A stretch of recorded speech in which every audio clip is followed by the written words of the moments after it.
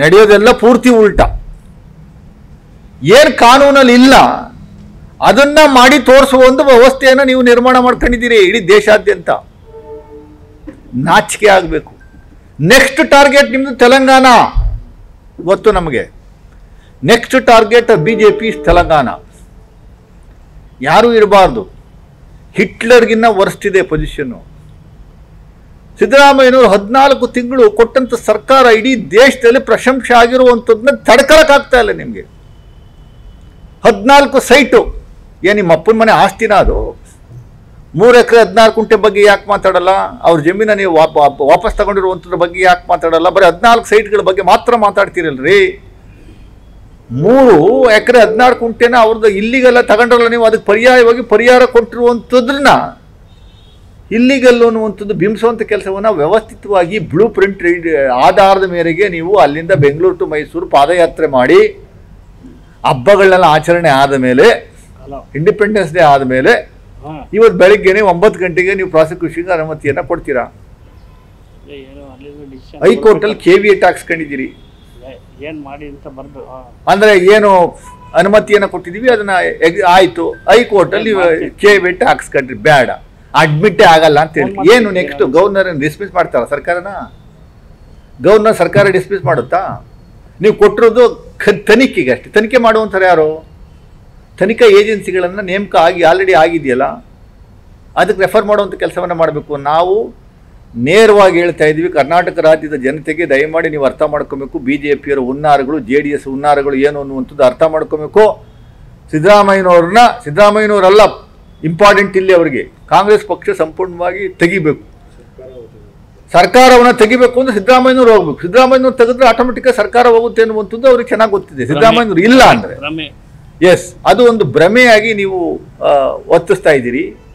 ಯಾವ ಕಾರಣಕ್ಕೂ ಅದು ನೆರವೇರಲ್ಲ. ನಾವು ಇನ್ನೂ ಸ್ಟ್ರಾಂಗ್ ಆಗ್ತೀವಿ. ಇಡೀ ರಾಜ್ಯಾದ್ಯಂತ ಜನಸಾಮಾನ್ಯರು ಒಗ್ಗೂಡಬೇಕು. ಇದ್ರ ವಿರುದ್ಧ ನಾವು ಹೋರಾಟವನ್ನು ಕಾನೂನು ಮತ್ತು ರಾಜಕೀಯವಾಗಿ ಎರಡರಲ್ಲೂ ಹೋರಾಟವನ್ನು ಮಾಡುವಂಥ ಕೆಲಸವನ್ನು ಮಾಡ್ತೀವಿ. ಆಮೇಲೆ ನಾನು ಒಂದು ಕ್ಲಾರಿಫಿಕೇಶನ್ ಕೊಡ್ತೀನಿ. ಎಲ್ಲಾದರೂ ಯಾವುದಾದ್ರೂ ಸ್ಟ್ರೈಕ್ಗಳು ಅವು ಇವು ಕಾಂಗ್ರೆಸ್ ಪಕ್ಷದಿಂದ ಆಗಿ ಕಾಂಗ್ರೆಸ್ ಹೆಸರು ಹೇಳ್ಕೊಂಡು ಕೆಲವು ಕಿಡಿಗೇಡಿಗಳು BJPಯವರೇ ಕೆಲವು ಸ್ಟ್ರೈಕ್ಗಳನ್ನು ಮಾಡಿ ಟೈರ್ಗೆ ಬಸ್ ಬೆಂಕಿ ಹಾಕೋದು, ಆಟೋ ಬೆಂಕಿ ಹಾಕೋದು ಇವೆಲ್ಲ ಮಾಡಿದ್ರೆ ಕಾಂಗ್ರೆಸ್ ಪಕ್ಷ ನೇರ ಹೊಣೆ ಅಲ್ಲ. ಅದಕ್ಕೂ ನಮಗೂ ಸಂಬಂಧ ಇಲ್ಲ. ನಮ್ಮ ಇಬ್ಬರು ಅಧ್ಯಕ್ಷಗಳಿಲ್ಲೇ ಇದ್ದಾರೆ, ಅವರು ಕ್ಲಾರಿಫೈ ಮಾಡ್ತಾರೆ.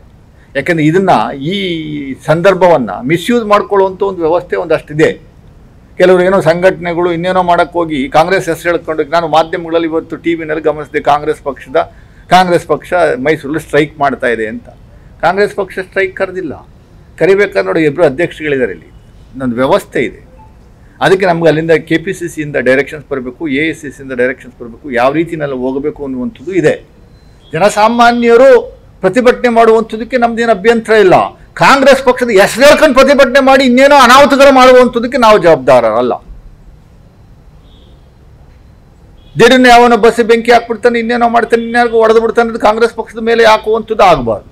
ಶಾಂತಿಯುತವಾಗಿ, ಕಾನೂನಾತ್ಮಕವಾಗಿ, ರಾಜಕೀಯವಾಗಿ ನಾವು ಯಾವ ರೀತಿ ಏನು ಮಾಡಬೇಕು ಅನ್ನೋದ್ರ ಬಗ್ಗೆ ನಮ್ಮದು ನ್ಯಾಷನಲ್ ಪಾರ್ಟಿ ಇದೆ. ಅದನ್ನು ಏನು ಮಾಡಬೇಕು ಅನ್ನುವಂಥದ್ದು ಡೆಫಿನೆಟ್ಟಾಗಿ ನಮ್ಮ ಪಕ್ಷದ ಮುಖಂಡರುಗಳು, ನಮ್ಮ ಅಧ್ಯಕ್ಷಗಳಿಬ್ಬರು ಇದ್ದಾರೆ, ಅದನ್ನು ಮಾಡುವಂಥ ಕೆಲಸವನ್ನು ಮಾಡ್ತಾರೆ. ಅವರ ಅನುಮತಿ ಇಲ್ಲದೇನೆ, ಅವರು ಅಷ್ಟೇ ಮೇಲಿನ ಅನುಮತಿ ಇಲ್ಲದೇನೆ ಏನೂ ಮಾಡಲ್ಲ. ಮಾಧ್ಯಮ ಗೋಷ್ಠಿಗಳು ಮಾಡುವಂಥದ್ದಕ್ಕೆ ಅವಕಾಶಗಳಿದ್ದಾವೆ. ನಾವು ಅನುಮತಿಯನ್ನು ತಗೊಂಡೇ ಮಾಧ್ಯಮ ಗೋಷ್ಠಿಗಳನ್ನು ಕೆಲವು ಟೈಮಲ್ಲಿ ಮಾಡುವಂಥದ್ದು ಇಂಪಾರ್ಟೆಂಟ್ ವಿಚಾರ ಇದ್ದಾಗ. ಸೊ ಅದರಿಂದ ರಾಜ್ಯದಲ್ಲಿ ಮೈಸೂರು ಜಿಲ್ಲೆನಲ್ಲಿ ದಯಮಾಡಿ ಶಾಂತಿಯನ್ನು ಕಾಪಾಡ್ಕೊಳ್ಳಿ. ಇದನ್ನು ಹೋರಾಟ ಮಾಡೋಣ, 100ಕ್ಕೂ 100ರಷ್ಟು ಹೋರಾಟ ಮಾಡೋಣ. ಸಿದ್ದರಾಮಯ್ಯ ಸಾಹೇಬರು ಯಾವ ಕಾರಣಕ್ಕೂ ಯಾವ ಹಂತದಲ್ಲೂ ರಾಜೀನಾಮೆ ಕೊಡುವಂಥದ್ದು ಬೇಡ, ಮಾಡುವಂಥದ್ದು ಆಗಲ್ಲ. ನಾವು ಕಾಂಗ್ರೆಸ್ ಕಾರ್ಯಕರ್ತರು ಒತ್ತಾಯಿಸ್ತೀವಿ. ಯಾವ ಹಂತಕ್ಕೆ ಹೋದ್ರೂ ಪರವಾಗಿಲ್ಲ. ಅವನೋ ಮೊನ್ನೆ ದಿವಸ ಒಬ್ಬ ಇಲ್ಲಿ ಲೋಕಲ್ MLA ಶ್ರೀವತ್ಸ ಅನ್ನುವಂಥ ವ್ಯಕ್ತಿ ಅವನು ಮೊನ್ನೆ ಸ್ಟೇಟ್ಮೆಂಟ್ ಕೊಡ್ತಾರೆ. ಅವರು ಏನಂತ, ಸಿದ್ದರಾಮಯ್ಯನವರು ಜೈಲಲ್ಲಿ ಇದ್ಕೊಂಡು ಅಧಿಕಾರ ಮಾಡುವಂಥ ದಿನಗಳು ಬರ್ತವೆ ಅರವಿಂದ್ ಕೇಜ್ರಿವಾಲ್ ಥರ ಅಂತ. ಅದು ಹೆಂಗೆ ಹೇಳ್ತಾರೆ ಒಬ್ಬ MLA? ಫ್ರೀ ಪ್ಲಾನ್ ಅಂತ ಗೊತ್ತಾ? ಅದೆಲ್ಲ ಯಾಕೆಂದ್ರೆ BL ಸಂತೋಷ್ ಅವರೆಲ್ಲ ಭಾಳ ಕ್ಲೋಸ್ ಆಗಿದ್ದಾರೆ ಅವ್ರಿಗೆ. ಸೊ ಯಾರಾದರೂ ಅವ್ರಿಗೆ ಡೆಫಿನೆಟ್ ಮಾಹಿತಿ ಕೊಡುವಂಥ ಕೆಲಸವನ್ನು ಮಾಡಿರ್ಬೋದು. ನೀವು ಮಾಡಿ, ಅದೇನು ಮಾಡ್ತೀರೋ ಮಾಡುವಂಥ ಕೆಲಸವನ್ನು ಮಾಡಿ. ಜನಸಾಮಾನ್ಯರು ಜನತಾ ನ್ಯಾಯಾಲಯಕ್ಕೆ ಹೋಗ್ತೀವಿ ನಾವು. ನೀವು ಮಾಡ್ತಾ ಇರುವಂಥ ಅನ್ಯಾಯ ಅನಾಚಾರಗಳನ್ನು ಜನಗಳಿಗೆ ತಿಳಿಸುವಂಥ ಕೆಲಸವನ್ನು ನಿರಂತರವಾಗಿ ನಾವು ಮಾಡುವಂಥದ್ದು ಮಾಡ್ತೀವಿ. ನಾವು ಇದು ಖಂಡನೀಯ. ಗವರ್ನರ್ನ ನಾವು ಹೇಳ್ತಾ ಇದ್ವಿ, ಪ್ರೆಸಿಡೆಂಟ್ ಆಫ್ ಇಂಡಿಯಾಗೆ ನಾವು ಒತ್ತಾಯ ಮಾಡ್ತೀವಿ, ನಮ್ಮ ಪಕ್ಷದ ವತಿಯಿಂದ ಪತ್ರವನ್ನು ಬರೆದು ಇಮ್ಮಿಡಿಯೇಟ್ ಆಗಿ ಗವರ್ನರ್ನ ರೀಕಾಲ್ ಮಾಡ್ಕೊಬೇಕು, ಗವರ್ನರ್ನ ತೆಗಿಬೇಕು. Governor should be immediately recalled back. We don't want this type of governor to continue in the state of Karnataka like state of Karnataka. So governor should be immediately recalled. Governor is acting like a puppet under the hands of BJP and JDS. Governor doesn't understand the constitutional power vested with him.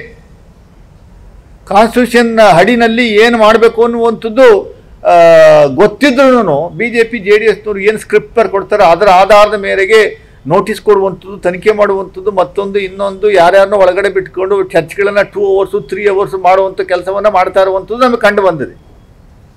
ಸರ್ಕಾರವನ್ನು ಡಿಸ್ಟೆಬಲೈಸ್ ಮಾಡಬೇಕು ಅನ್ನುವಂಥದ್ದು ಏಕೈಕ ಉದ್ದೇಶ, ಸರ್ಕಾರವನ್ನು ಬೀಳಿಸಬೇಕು ಅನ್ನುವಂಥದ್ದು ಏಕೈಕ ಹುನ್ನಾರ, ಸಿದ್ದರಾಮಯ್ಯನವರ ವಿರುದ್ಧ ಮಸಿ ಬೆಳಿಬೇಕು ಅನ್ನುವಂಥದ್ದು ಈಗಾಗಲೇ BJP JDSನವರು ಕಳೆದ 1 ತಿಂಗಳಿಂದ ನಿರಂತರವಾಗಿ ಮಾಧ್ಯಮಗಳ ಮುಂದೆ ಬಂದು ಸುಳ್ಳು ಹೇಳಿ ಸೊ 1000 ಸುಳ್ಳು ಹೇಳಿ ಇದನ್ನು ಒಂದಷ್ಟು ಜನಕ್ಕೆ ನಿಜ ಅನ್ನುವಂಥದ್ದು ಮಂದಟ್ ಮಾಡುವಂಥ ಕೆಲಸವನ್ನು ಮಾಡಿರುವಂಥದ್ರಲ್ಲಿ ಸಕ್ಸಸ್ ಆಗಿದ್ದಾರೆ. ಅದನ್ನು ನಾವು ಯಾವ ರೀತಿ ನಿಜ ಅಂಶವನ್ನು, ನಿಜ ಸಂಗತಿಯನ್ನು ಜನಗಳಿಗೆ ತಿಳಿಸ್ಬೇಕು ಅನ್ನೋದ್ರ ಬಗ್ಗೆ ಮುಂದಿನ ದಿನಗಳಲ್ಲಿ ಡಿಸಿಷನ್ ತಗೊಳ್ಳುವಂಥ ಕೆಲಸವನ್ನು ಮಾಡ್ತೀವಿ. ಈಗ ನಮ್ಮ ಅಧ್ಯಕ್ಷರು ಮಾತಾಡ್ತಾರೆ.